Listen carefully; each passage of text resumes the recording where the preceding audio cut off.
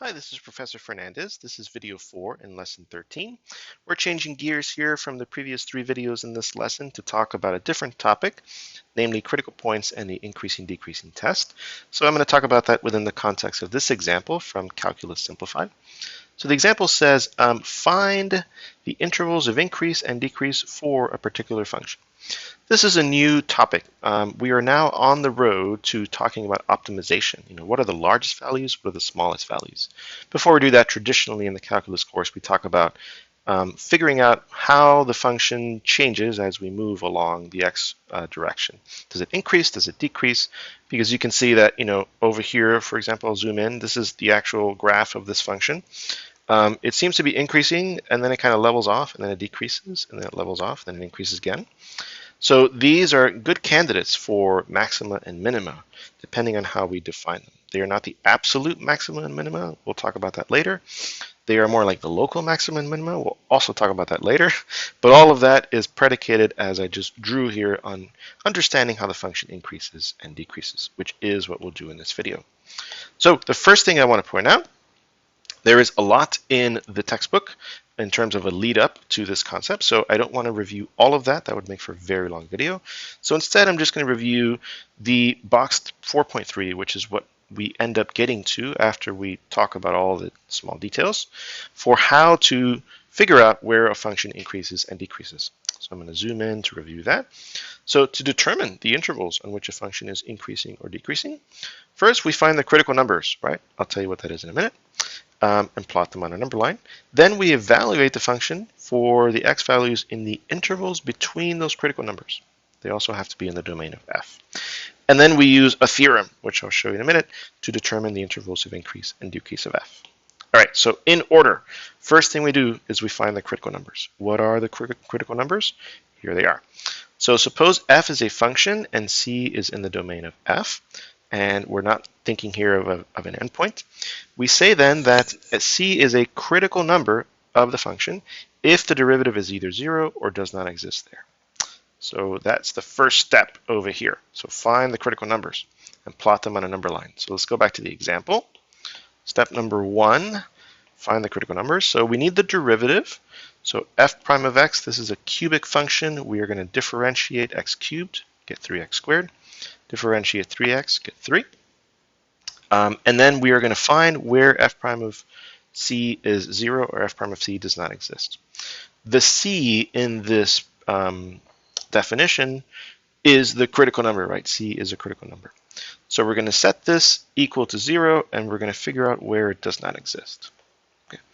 If I set 3x squared minus 3 equal to 0, then I get x squared minus 1 equals 0 after dividing by 3. And the solutions there are x equals plus and minus 1. So those are two critical numbers, plus and minus 1. In terms of does not exist, the derivative here is a quadratic function. It is defined for every x values, has no asymptotes, it has no holes in the graph, none of that.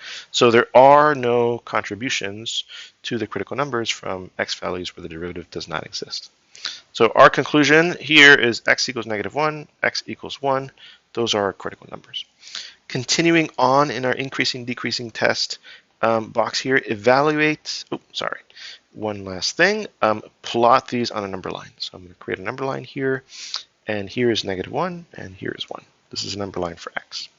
Great, and now evaluate f prime of x, the derivative, important, not f of x, for the x values in the intervals between those critical numbers and in the domain of f. Okay, so there are 3 intervals. There's this, this, and this. And I want to evaluate the derivative in those intervals. I can pick any number I want here, right? Because I already know that in these 3 intervals, the function is either increasing or decreasing, but it doesn't change from increasing to decreasing. How do I know that? I'm going to review that for you in a little bit when we talk about the increasing-decreasing test. But so I'm going to pick any number in these 3 intervals and pick the simplest ones that make it easy to calculate the f prime value. So I'm going to pick 0 here, and let's pick 2 here and -2 here. Okay, so start with the easy one, f prime of 0, 3x squared minus 3. If I substitute in x equals 0, I get -3. All I want to do is I want to keep track of the sign, sign, so negative. Okay, let's go back and do this for x equals 2. If I substitute 2 in there, I get 3 times 2 squared. 3 times 4, that's 12. Minus 3, that's positive. Okay, and then if I go back and substitute negative 2 into here, I'm going to get the same number because I'm squaring x. So negative 2 squared is also 4. So I get positive again. Okay, this is what it's called. This is called a sign chart. It tells me information about how the function increases and decreases. How does it do that? Well, let's look at Theorem 4.1. So Theorem 4.1 says, suppose f is differentiable on an interval. Then, if the derivative is positive for all values in that interval, f is increasing. So positive derivative on an interval means the function is increasing on that interval. If the derivative is negative on that interval, then f is decreasing.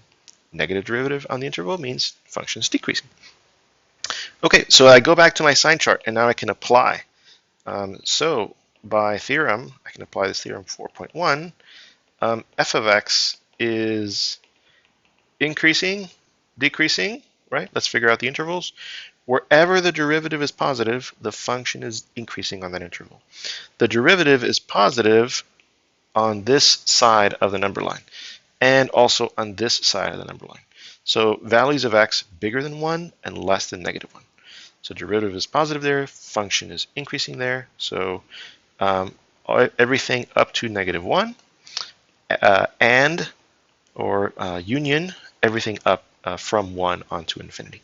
And then wherever the derivative is negative, the function is decreasing there. So the only place where the derivative is negative is here, between negative 1 and 1. So negative 1 to 1. Okay.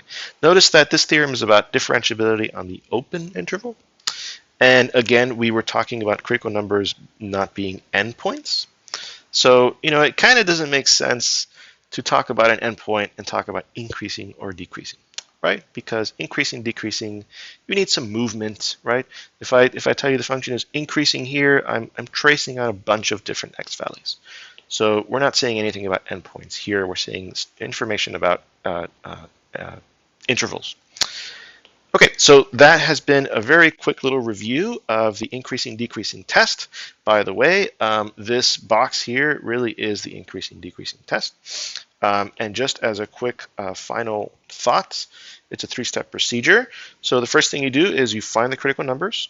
That's where you set the derivative equal to 0 and also investigate where it does not exist. Out of that will pop a bunch of x values, in this case just 2. Then you plot those x values on a number line. Okay, and then you evaluate the function, the derivative, I should say, f prime of x, in between all the values that you got.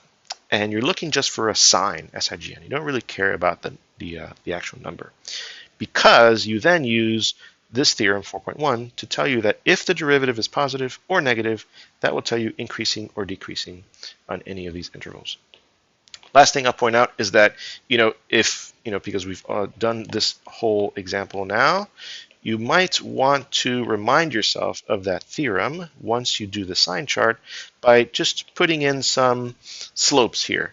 So, this sign chart, you might put f prime of x here to remind yourself again to substitute these values into the derivative, not the function.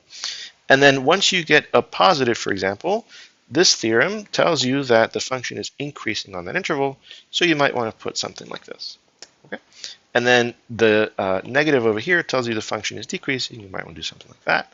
And then the positive over here tells you increasing again. Okay? So you can almost, start tracing out the graph of the function. Looks like that, right?